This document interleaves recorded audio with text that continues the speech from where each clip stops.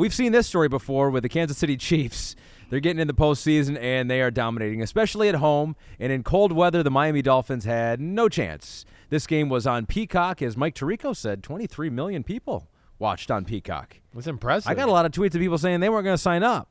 Yeah, they missed out. They did. They probably did. They signed up. They talked tough. And if you did and you didn't want to, we do appreciate that. We hope you enjoyed the game. We hope you had a fun time. Chris and I were a part of it with Devin and Jason Garrett on the call, and it was cool. It was kind of to take people behind the curtain, as I like to do. Yeah, it was a big day for our company too. You know, we were kind of nervous. If no one watched, we'd be gone. No one would be. We'd be finding new jobs. We had a lot of people in the building that aren't usually here that were here yesterday, right? Because they were like, "Wait, this is a big deal to our company." Yeah. So it certainly was, right? And it was a great look on TV because of how cold it was. Oh, my gosh. And, of course, it's Mahomes in Kansas City, which we know is special.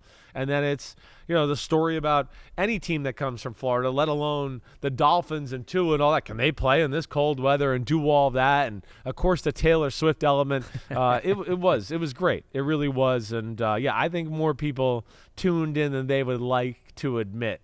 To that one, and hopefully they got their $5.99 money's worth out Absolutely, of that one. for one game, and now you get Big Ten basketball, and you also get Columbo, every season of Columbo too, and all the episodes. Right. So there's many reasons to continue. One more thing on top of that, I told my aunt was like, "Oh, Peacock, I don't want to pay the $5.99." I was like, Wendy, all the dumb shit you spend $6 on, I was like, you're worried about this? I was like, well, just think about it as like you're contributing to the Christopher Simms Family Foundation, okay? She's like, well, when you put it that way, okay, I'll do it. So she bought it too. I suckered her into it. So the second big headline, obviously outside of the game streaming on Peacock, and we all made history together, you viewers and people on the telecast combined.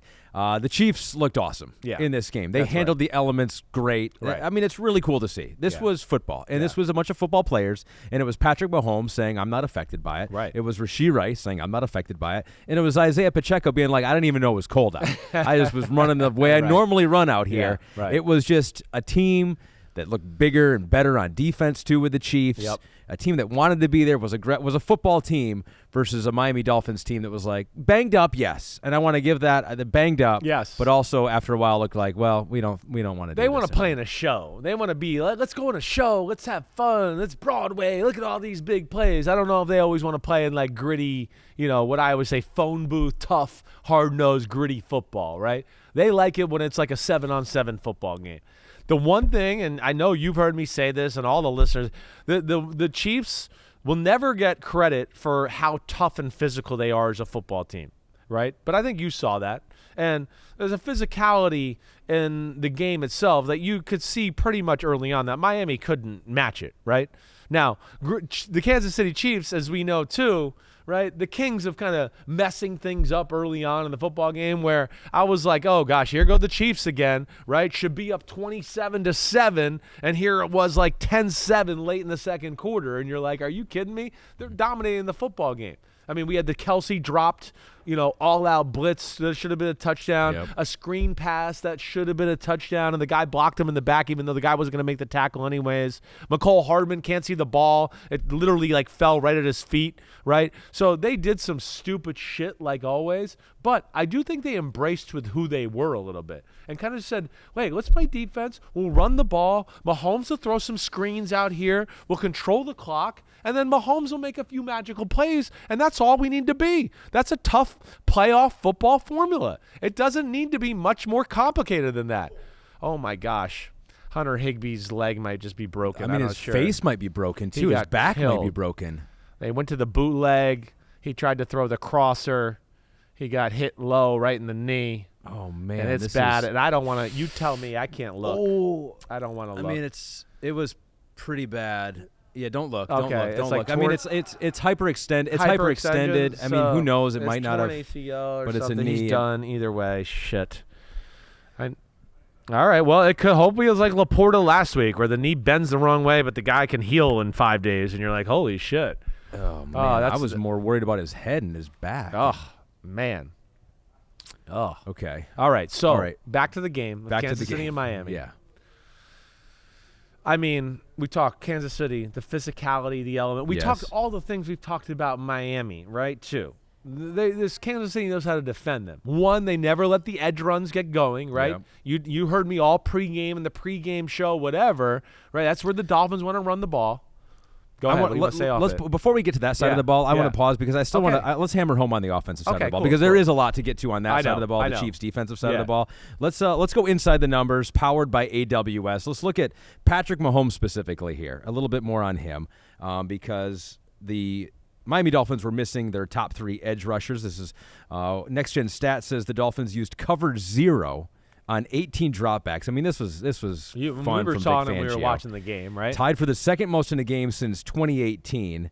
And Mahomes was not great versus it. It was just 7 of 18, 74 yards versus the other coverages. He had the touchdown. He had 188 yards. Here's his passing chart you can see right here. But it was it. I mean, like, take us. What does that mean? They use cover 0 on 18 dropbacks. We talked about it on the broadcast. Vic Fangio was sending guys left and right every single play. Like, what was their strategy? He knew they had no chance unless they forced the issue and put some pressure on the Kansas City Chiefs a little bit. You know, with the injuries, like you mentioned, no Jalen Phillips, no Bradley Chubb, no Van Ginkel, right? Those are big deals. So they have no pass rush. When Mahomes and company, it was just a 4-man pass rush. I mean, he could bake a cake, sell it down the street, then have a iced tea stand somewhere too, right? I mean, so he had all day. So Vic Fangio finally, he saw that and was like, wait, if he does that, we'll never get off the field. Mm-hmm. So he decided to force the hand a little bit. Let me pressure.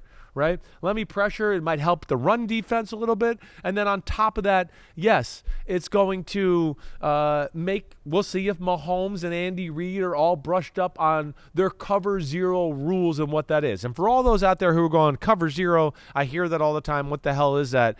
Cover 0 means they're blitzing more than you can protect, and there's basically no free safety in the middle of the field, and it's just 5 one-on-ones with no help. And they're thinking the blitz will get there, so they don't have enough time to throw the ball down the field. Yeah. But smart quarterbacks, smart coaches, when they play in a team that they know that's part of their arsenal, they have answers all the time.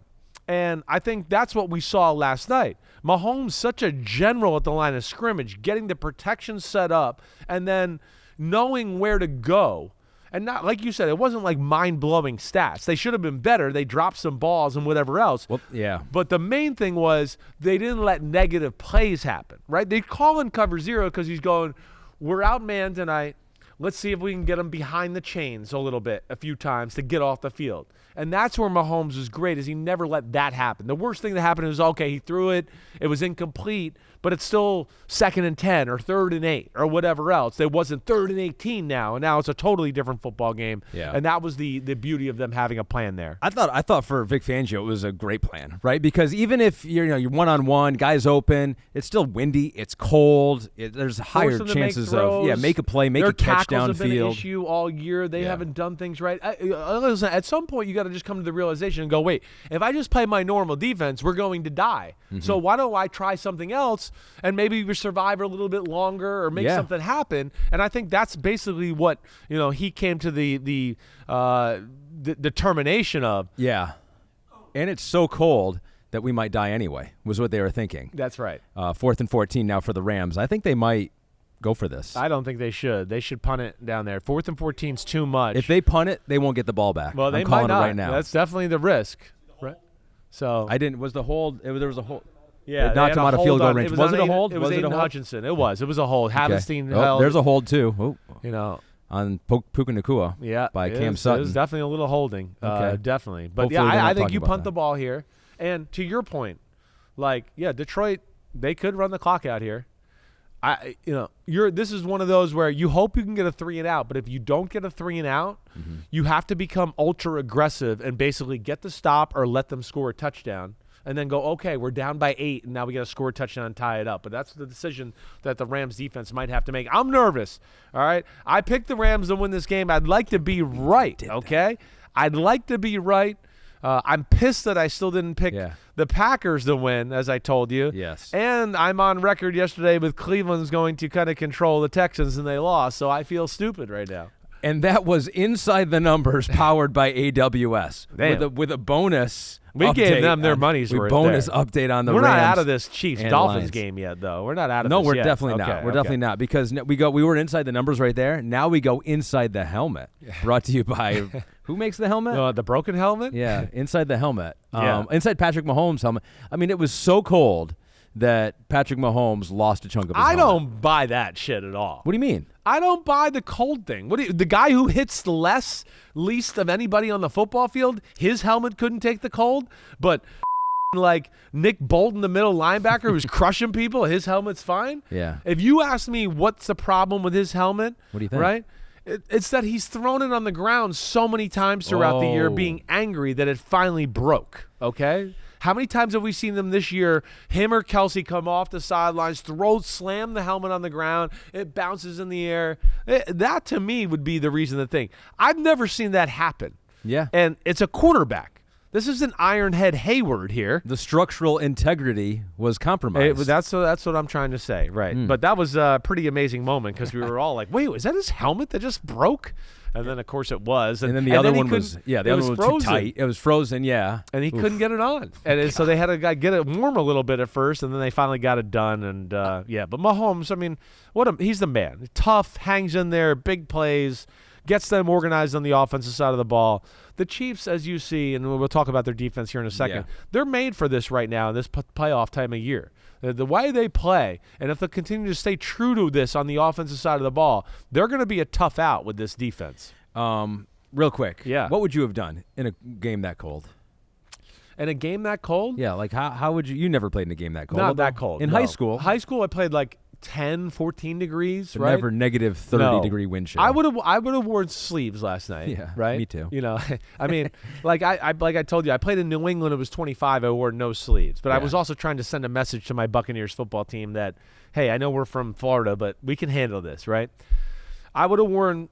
I want to wear a sleeve that I still feel like I'm not constricted by my pads. Sure. That's the hard thing the quarterback has to go. It's like, yeah, you'd like to be warm, but I don't want to feel like I'm like in my snowsuit and I can't throw a football, right? So that's where the fine line. I would have been a little bit of sleeves, and I would have been all over my equipment manager going like, as soon as I step on the white on the sideline, I better have the big coat on me, like right away, along with the winter cap, right, to kind of trap the heat in right away, and then you just got to sit on the bench right away. Those benches, they will keep you warm. It is capable to stay warm if you're playing between the emotions and the intensity and all that, to where you'd be shocked. You'll be sitting there in the second quarter going, I got a little sweat going. Even though, like, I'm on the sideline right now, I'm still warm. I'm ready to go. But you just got to be real diligent about all that You'd stuff. have had hot hands, Oh, those definitely packets hot in hands. your pouch. Hot hands in the pouch. And you heard me talk about the big thing, too, is when the ball is cold, it's slick. So it's hard to, like, create moisture. So you're constantly like,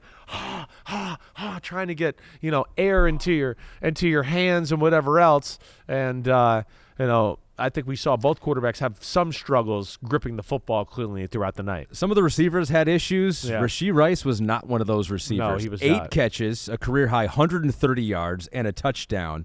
I think we have his receiving chart here.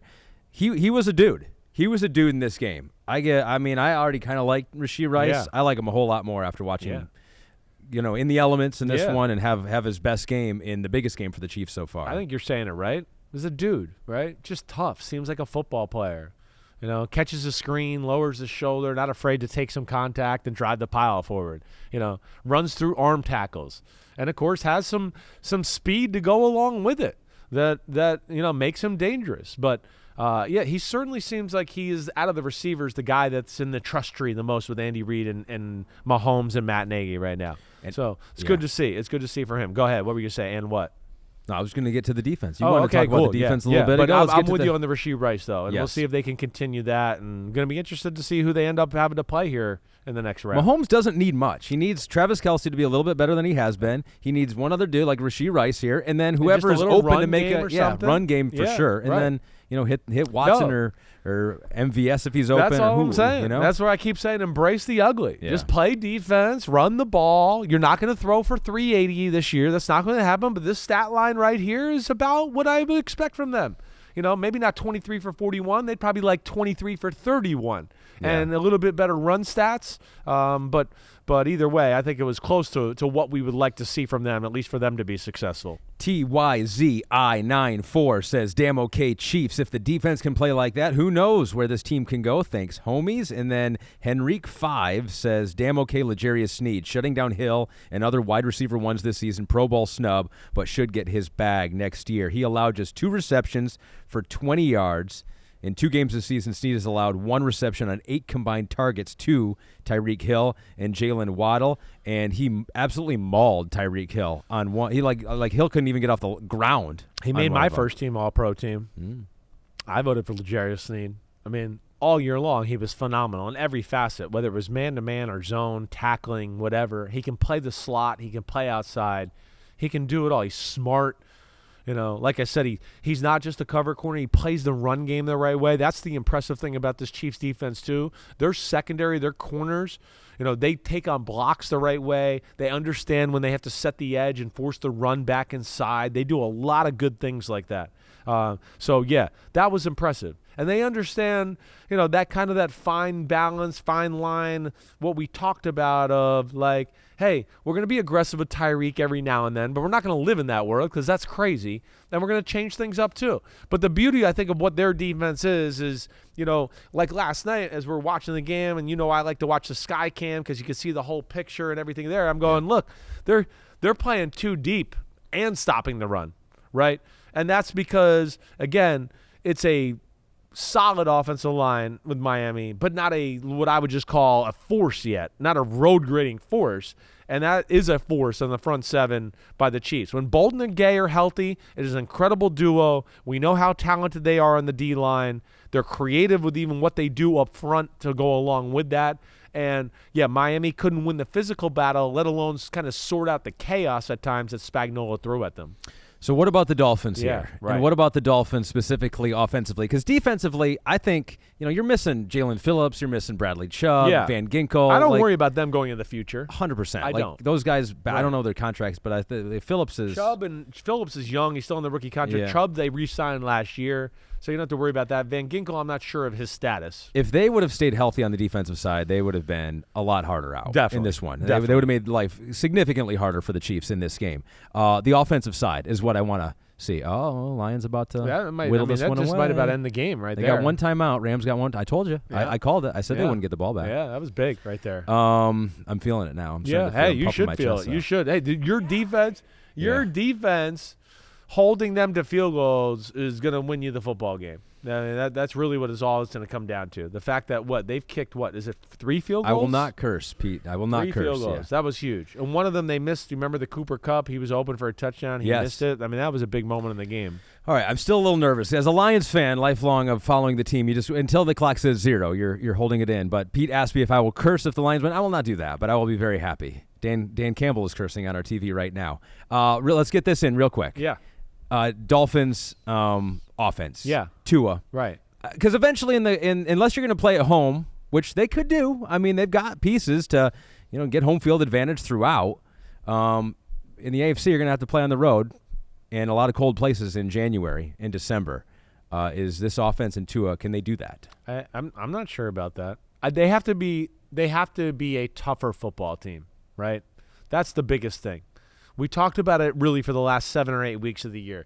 Whenever a game got gritty or tough and didn't become a track meet, the Dolphins weren't good. The one game they won like that was the Dallas Cowboys, and I told you a bunch of times when they did that, I go, Dallas has the same problem. They're like Miami. They want a track meet too. As soon as it gets tough phone booth football, they're not very good either. So I wasn't like, oh, Miami won one of those games. They're good. Right, so I worry about that. They really got to become a really good offensive line, a football team, to where I think they can rely on the run game more and not be so based around the pass game. And I think, on top of that, they're going to have to make a decision about Tua. That's the big thing, Ahmed. The decision about Tua is going to be a big deal. What are they going to offer him? I would not offer Tua anywhere near top of the market franchise quarterback money. I would make him an offer to be like, here's $28 million. Here's $25 million. Show me a team that's going to give you more than that. We're letting you be the starter, and it's $25 million. What do you want to do? Because I don't think there's going to be like teams out there going, oh, we'll pay Tua $40. I worry about Tua with all the things that you lined up.